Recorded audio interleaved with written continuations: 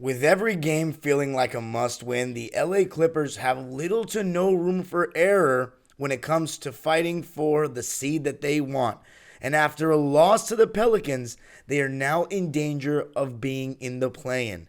Just what went wrong in the Pelicans loss, and how does it change the Clippers playoff/play-in possibilities?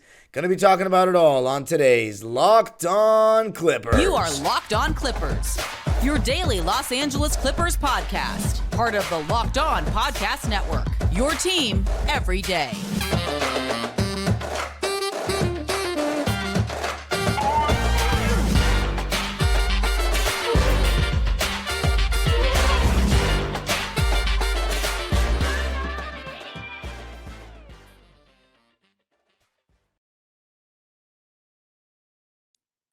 Yes, sir. You are locking in with the Clips. Thank you for making Locked On Clippers the first listen of your day, your team every day. I'm your host, Darian Vaziri, in my 18th season as a Clipper fan. You can also follow me on Twitter and Instagram at DimeDropperPod, and of course, subscribe to my own YouTube channel, Dime Dropper, for even more Clipper content. Went live directly after the Pelicans game for a raw reaction.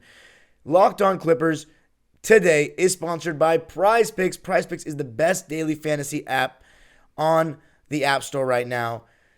And Locked On Clippers is also free and available on all your favorite podcasting platforms, including YouTube, where I want you to subscribe first and hit the notification bell, and then comment what you honestly think the Clippers are going to do in terms of these last three games. What is our record going to be in the last three games, and what seed do you see us falling in right now?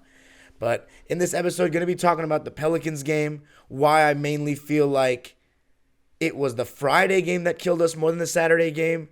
And they're going to look at the standings, the big picture, what the final three games look like and how important they are. But let's go with the Pelicans game. So, I'm going to be honest, guys. This Pelicans game, the Clippers didn't even play that terribly to me. The Pels were 6-1 in their last 7 games going into this game. Brandon Ingram has been playing really good basketball of late. And honestly, I thought the Clippers were okay. The first quarter was their best quarter against this Pelicans team since, I want to say, the third quarter of the play-in game. They won it 31-21. Russ got off to a great start, hit 2 threes, 8 points on 3 for 3 shooting and 3 assists in the first quarter. Kawhi Leonard was awesome, especially as the game went on. Clippers are up by 10 after 1. Thought Ivica Zubac was amazing. But in the second quarter, it was another game where the Clippers bench just wasn't great and didn't offer that scoring boost that the Clippers needed. And in the second quarter, Brandon Ingram had 13 points or something along those lines. Got up to 13 points, I remember, at one point of that second quarter. And the Clippers went into halftime up by 1. I still liked what I saw. In this game with Eric Gordon out, you're going to get a 9-man rotation from the Clippers with Terrence, Bones Highland, Mason Plumlee, and Robert Covington. And they staggered Russell Westbrook and Kawhi Leonard in this game. The only thing I'll say about Russ was when he started to see those threes fall, he started forcing things just a little bit, in my opinion, as the game went on. Mainly the second quarter. I thought he took some contested jumpers that we just could have done without. I'm never a fan of Russell Westbrook taking contested jumpers. If it's a semi-contested mid-range and he's in rhythm, that's probably the only thing I'll say in terms of that conversation. But overall, besides that, if he's taking jumpers, they have to be wide open and they have to be kind of in rhythm off some good ball movement. Thought a couple times he came up and shot the ball without moving the ball first, and I always am in favor of ball movement. But they still led by 1 at halftime, the Clippers, so it was okay. Third quarter, only down by 1 after the third, and it became the Brandon Ingram and Kawhi Leonard show. But the thing was with the Pelicans, they got a secondary contributor in the second half that was really big scoring the ball, and that was Jonas Valanciunas. And the reason why that was happening was the pick and roll with Brandon Ingram and Jonas Valanciunas was becoming very hard to guard. We even deployed Kawhi Leonard on Brandon Ingram for a lot of that second half, and he couldn't even do anything about it. Brandon Ingram, in my opinion, and I said this last week when we played them, he is extremely underrated, in my opinion, in terms of stars in the league. His game is really perfect for the playoffs because he's good in the half court with that mid-range ability to pull over just about anyone. And when the mid-range is a layup, just like it is for Kawhi, it's almost impossible to guard without a hard double team. Because if you just have a guy sitting behind waiting for the drive, for guys that can just get up and rise, get to their spot and just rise over the top, it's not a big deal. And you're seeing that with Kawhi. He was hitting all kinds of mid-range shots, going to his right, going to his left, turnarounds with the left shoulder, nice up and unders, a really good couple of shots with his left hand. So you'll rarely see Kawhi Leonard driving left and finishing with his left hand. But sometimes when he pump fakes and goes up and under, you'll see a little bit of a left-handed floater or left-handed push. So pretty impressive skill there by Kawhi. But no one else really gave him that big of a boost in that third quarter. And the reason why I bring up the pick and roll with Ingram and Valanciunas is that Kawhi's, on his hip. Zubac has to step up, though. You can't just be way, way back and drop way too deep on Brandon Ingram because he's going to step into that mid-range and knock it down all day long. So you got to step up. In that moment, if Zubac is going to contest Ingram's shot, you need someone to help the helper take Jonas Valanciunas' role into the basket and keep him off the glass. And I think that's where the Clippers were struggling, whether it was somebody that was actually rotating and was too small, or they were just late on that rotation. We were really struggling to help the helper, and I think Jonas Valanciunas got a couple of push shots, a couple of offensive rebounds, and looked dominant. And I think the casual fan will say Zubac is getting beasted, but no, Zubac has to come step up on those screens. And there was even a time late in that third quarter, I think it was 79-80, the Clippers are winning, and at this point they were just exchanging baskets between Brandon Ingram and Kawhi Leonard. But there was one time where I think it was Bones or Russ, one of them actually helped on Zubac, and Ingram made the perfect pass to Dyson Daniels for a right corner three. So it's like you got to give something up if you're not going to switch everything, and obviously you don't want Zubac guarding Ingram at the top. But that's just, you got to give the credit to Brandon Ingram, the Pelicans, for making the Clippers pay. But going into the fourth quarter, down by one, you still felt like the game was there for the taking. And I thought that Russell Westbrook and the bench in that beginning of the fourth quarter weren't really good enough. They weren't scoring. And the Pelicans, with just a couple of nice plays, a couple of nice shots, which weren't even on terrible defense by the Clippers, go up 99-92. And within 2.5 minutes of the fourth quarter, Robert Covington had just checked in at the beginning of the fourth quarter, but within 2.5 minutes, Ty Lue says, nah, we can't do this without Kawhi. He's playing too well. And I want to say this as well. When Kawhi Leonard has it going like that, but no one else is really getting shots up, when Kawhi comes out of the game, there's a larger chance when that happens that they're out of rhythm. And I'm not, again, blaming Kawhi necessarily. It's not just a Kawhi thing. This is a league, a basketball-wide thing. When one person is getting all the buckets and that person has to go sit, it's very hard for them to pick up the slack when they're not fully in rhythm. And I thought the only guy that really was able to get in a rhythm in the second half was, besides Kawhi, was Bones Highland. I thought in those minutes, like right when Kawhi came back in and right before he came in, I thought Bones was starting to, he had a big corner jumper coming off that timeout, hit a right wing three towards the end of the third quarter, got into the paint a couple of times. But the other guys, Terrence Mann's not a shot creator. Robert Covington only played 2.5 minutes in the fourth, or in the second half, so you can't even say anything about him. And then Mason Plumlee, same old, just no resistance really at the rim. And I thought he actually had a decent first half, funny enough, one of his better halves in a while. But second half, just not much there. There was one time where Jonas Valanciunas got a rebound over the top of him and scored. But I thought the questionable decision that Ty Lue made, I thought he actually coached a decent game in this one. But Norman Powell was probably, out of all the rotation players for the Clippers, the biggest one playing underneath his expectation. He had a very loose handle in this game. It just felt like he wasn't a safe pair of hands with the ball. Every time he tried to change direction or try to do a move or hit a burst of speed, he would lose the ball. The Clippers had 13 turnovers as a team, and he had 6 of them. And Norman Powell isn't usually the most high turnover kind of guy, but that absolutely cost the Clippers. And my one gripe with Ty Lue in this one was that he put Norman back in the game for Bones Highland when Bones was playing better. And, that man, Bones, and Westbrook trio has done some really good things for the Clippers lately in terms of speeding up the game and pushing the pace and getting baskets in transition. But we put Norm back in, and he didn't really do anything. It kind of became the Kawhi versus Ingram battle, but the Clippers just could not get enough stops. There was even one point where the Clippers blitzed Brandon Ingram in the pick and roll, and he threw a really long pass to Trey Murphy, who immediately threw it to a cutting Larry Nance for a layup. Just really good ball movement by the Pelicans. And overall, the moral of the story is, It was a good duel between Kawhi and Ingram. But the Pelicans just were the slightly better team. They were at home. They're playing really well. And Ingram was making ridiculously tough shots. Like, Kawhi was all over him. He was going to his left, hitting faders, coming off screens for jumpers. I mean, long twos, not even just 15-footer regular mid-ranges. Long twos fading to his left. It was crazy, the shots that he was making. It just didn't feel like he was going to be denied. And the Pelicans won the game 122-114. I think one play, and I really hate to say this, but it is the truth.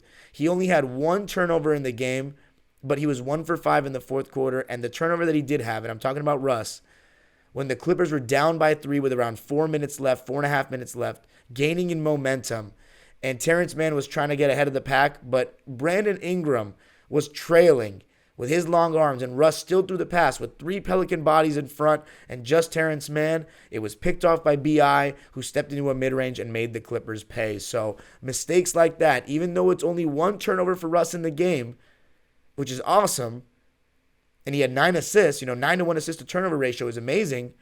Those are the crucial turnovers that everybody that is against Russell Westbrook as a basketball player talks about. They may just show up as one turnover on the stat sheet, but that one turnover, in my opinion, was worse than any turnover in the game because the momentum was huge. It was in the fourth quarter, and you just expect a little bit better from Russ if you are a person like me who defends him. If you're not, if you are one of those people that thinks it was a complete mistake to get him, Russell Westbrook isn't a very great basketball player in 2023, all that, the Westbrook haters, then yeah, you say I expect nothing less. But the Clippers lose a tough one, 114-122. They drop to 41-38. The Pelicans are now 40-38, only half a game behind the Clips. Going to be going into more detail about the game, reading the box score, some stats, and also why it's not really about that game, but more about the Friday game that makes this so much worse. But before we do that, I got to tell you about Prize Picks. Obviously, no NBA game on Monday with the national championship, so I'm going to tell you about the picks I have for the national championship on Prize Picks. Prize Picks is the best daily fantasy app out there. It's not gambling. They are fantasy entries. And how does it work? All you got to do is pick 2 to 6 players and predict if they will score more or less than their Prize Picks projection. You can win up to 25 times your money on any entry, and it's not competing against anyone else. It's just you and the projections available. And Prize Picks offers projections on any sport that you watch. That could be NBA, NHL, both sports leagues out of those. Both of those sports leagues, the playoffs are coming up. MLB is back in full swing, pun intended. And obviously the NCAA championship is on Monday. So I'm going to go with the over on Matt Bradley's rebounds from San Diego State. And as far as points, I am going to go with the over on Jordan Hawkins. I think after seeing his cousin Angel Reese win that championship on Sunday, I think he's going to be motivated in the family bloodline to also put up a good performance. So those are my picks for Monday. Prize Picks, all you got to do is download the Prize Picks app or go to prizepicks.com to sign up and play daily fantasy sports. First-time users can receive a 100% instant deposit match up to $100 with the promo code LOCKEDON. If you deposit $100, Prize Picks will give you $100. If you deposit $50, Prize Picks will give you $50. Don't forget to enter the promo code LOCKEDON at sign-up for an instant deposit match up to $100.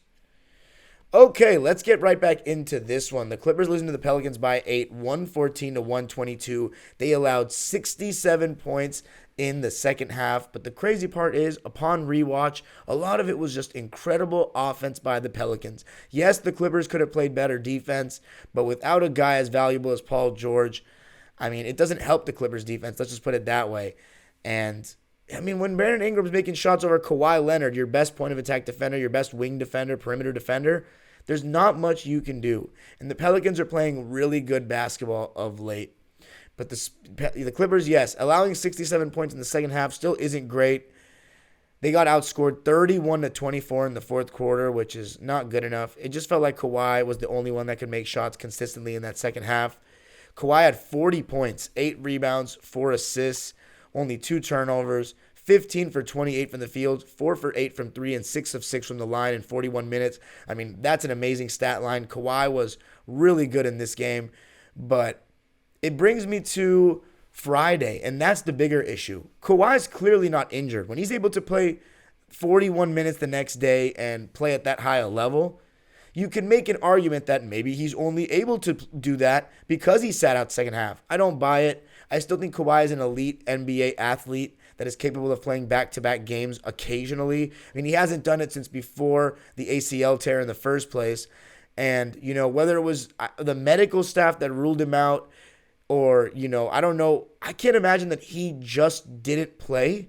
I can't imagine that because everything that he preaches is about winning is everything and the minutes restrictions have cost us games. But one thing is clear. One thing is very clear.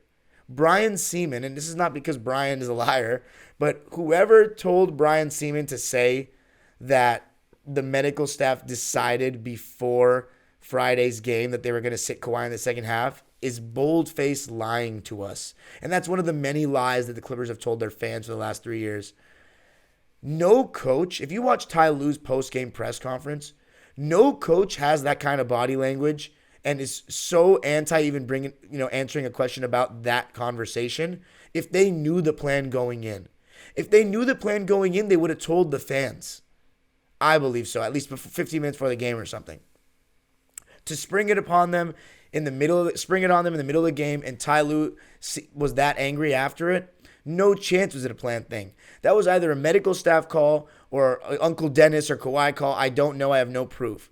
But regardless of what it is, again, another example of the team not showing seriousness and prioritization of winning games. And now you can't say it's too early in the season. You can't say we have to wait till the All-Star break. This is the nitty-gritty with every game counting. And look, now you look silly because you lost on Saturday. Why? Because sometimes you play against good teams that just play a little bit better than you. I can't get mad at the Clippers for the Saturday game. They played pretty decently. They didn't play the best, and they lost to a good team. But I can get mad at you not trying to win a second half of a game you're only down by 4 points. And, Eric Gordon didn't play against the Pelicans, and what I said about is he injured or because they just listed it as soreness when he didn't play in the second half against Memphis. But clearly he had a little bit of an injury, so get well soon, EJ. I really hope he's okay. But that being said, with Norman Powell back, if Norm just starts playing like the Norm before the injury, Clippers should be fine, and EJ's loss won't be that big a deal. But Norm has not been good so far since he's come back. He's been really trying to force it to get back into form. And this one, 12 points, 5 rebounds, 3 assists. Those stats sound good, but 6 turnovers don't sound good. 4 for 9 from the field sounds solid, but 0 for 4 from deep. The Clippers in this game shot 11 for 29 from the three-point line, 38%, so not horrendous. 49% from the field, so also not horrendous. And 82.6% from the line, which is not horrendous either. But I would be not a great host if I didn't mention that the Pelicans shot 12 more free throws, and after the first quarter where the crowd was getting annoyed with the Clippers getting the benefit of the calls, the next 3 quarters the Pelicans got a much better whistle. And it makes sense to the home team, but second straight game where the Clippers start out getting a better whistle than the other team, and then the crowd gets annoyed, affects the game, and the refs start giving the home team the home-centric whistle. But the Pelicans were just the better team in this game. It wasn't about the whistle. They were just better. By a smidge, not by too much, and they made big plays at the end. I think their role players were better overall. I mean, Herb Jones had 12 points, 4 rebounds, 2 assists, a steal, and a block, no turnovers, but that doesn't really show the full extent of how well he played because he's guarding Kawhi Leonard, and even though Kawhi was on one, he still tries his best. Trey Murphy, for example, 19 points on 8 shot attempts. 4 for 8 from the field, 9 for 11 from the line. The Pelicans are just a far more athletic team than the Clippers. And Nico Batum, another game where you just didn't get much from him. 24 minutes played, only 2 shot attempts, 1 shot made, 2 points, 3 rebounds, 3 assists. I mean, that's not good enough. 24 minutes played. Obviously, the field goal percentage is solid, and his defense is okay for sure, pretty good. So just need a little bit more. I thought Terrence Mann had a much better game in this one than he did against the Grizzlies. 2 for 3 from deep, but 2 for 6 from the field is not very good. His defense in the second half against McCollum was really good, though. Was just doing a fantastic job getting over screens and hustling. 6 points, 4 rebounds, 3 assists for Terrence. But the whole bench of the Clippers, their plus-minus looks bad. Robert Covington, minus 13. Mason Plumlee, minus 13. Bones Hallen, minus 10. And Terrence, minus 13. So in terms of the plus-minus, besides Westbrook, it was the starters, basically the guys that played, the majority of the minutes in the first and third quarters that had the positives and the plus-minus. But The moral of the story is the Clippers bench has to be a little bit better. The last 2 games, they haven't been good enough. And I think Norman Powell coming off the bench is definitely better than him starting.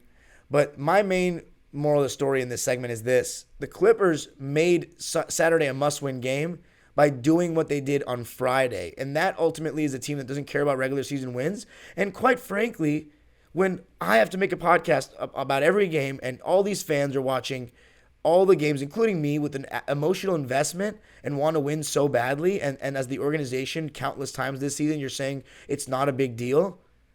Look, it's either championship or bust. If you don't win the championship, you did all this just to annoy the fans for you to lose. There's only one winner at the end of the day.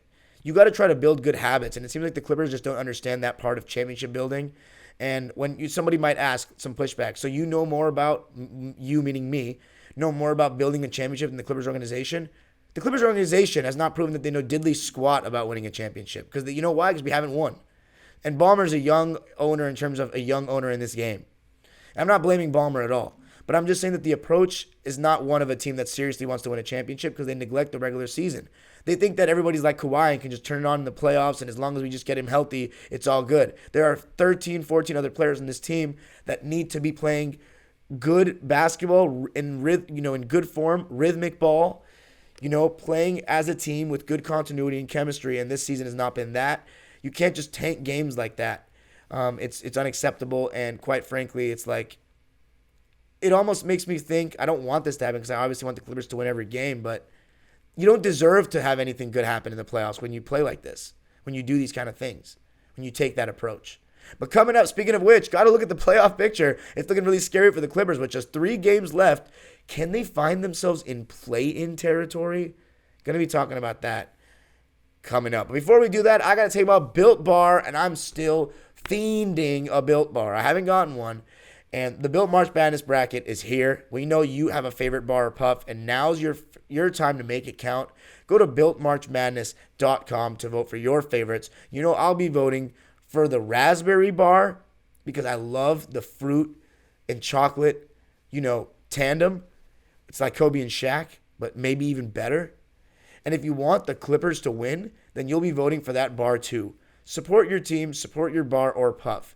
And when you vote for your favorite bar or puff, you'll be entered into a drawing where 50 lucky Locked On listeners will get a free box of Built. Not only that, but one Locked On fan will win a 12-month subscription to Built to have Built's best bars or puffs delivered monthly straight to your door. You got to try Built. Built, the best protein bar ever. Seriously, they're so amazing, you won't think they're good for you. What makes Built bars and puffs so good? Well, for starters, they're covered in 100% real chocolate, so they taste like a candy bar. And what makes them so good besides that is that they have protein as well.